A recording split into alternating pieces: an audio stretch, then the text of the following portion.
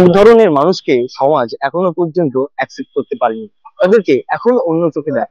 ভাবছেন আমি কাদের কথা বলছি?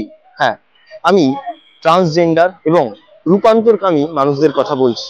তবে এবছর ধর্মতলার রিফিউজি দুর্গাপুজো তারা এক অন্য ধরনের ভাবনা চিন্তা নিল। তারা এই রূপান্তরকামী এবং ট্রান্সজেন্ডারদের দিয়ে তাদের পুজোর উদ্বোধন করালো এবং সাথে ছিলেন মদন মিত্র।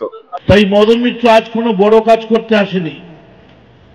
আজ মদন মিত্র এখানে এসছেন এই কারণে, এই পুজোর উদ্বোধন করে দিয়ে, এই পুজোর সঙ্গে নিজেকে একাত্মা করে দিয়ে তিনি একথাই প্রমাণ করতে এসছেন যে স্বামী বিবেকানন্দ আজ থেকে 150 বছর আগে বলে গেছেন, শুনো হে মানুষ ভাই, সবার উপরে মানুষ সত্য, তাহার উপরে নাই।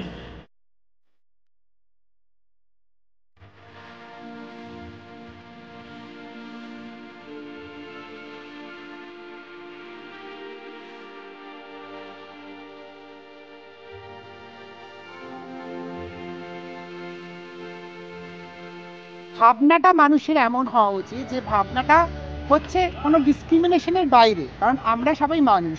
এবং আমার মনে হয় জেন্ডারের ক্ষেত্রে এই যে মেল ফিমেল, প্রথম লিঙ্গ, দ্বিতীয় লিঙ্গ, তৃতীয় লিঙ্গ, এই ভাবনাটা ছেড়ে দিয়ে সবাই আমরা মানুষ এবং আমরা প্রত্যেকেই হচ্ছে একটা জায়গাতে বিলং করছি, যে হিউম্যান এইচ, সেই জায়গাটা আমার মনে হয় ভীষণভাবে থাকা দরকার।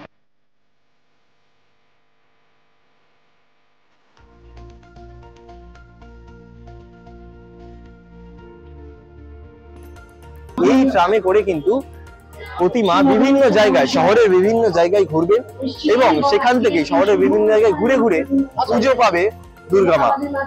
এবং এই মণ্ডপ কিছুক্ষণ আগেই এই ট্রাম কিন্তু উদ্বোধন করলেন মদন মিত্র, এবং যেমনটা বলছিলাম সাথে ছিলেন রূপান্তরকামী এবং ট্রান্সজেন্ডাররা।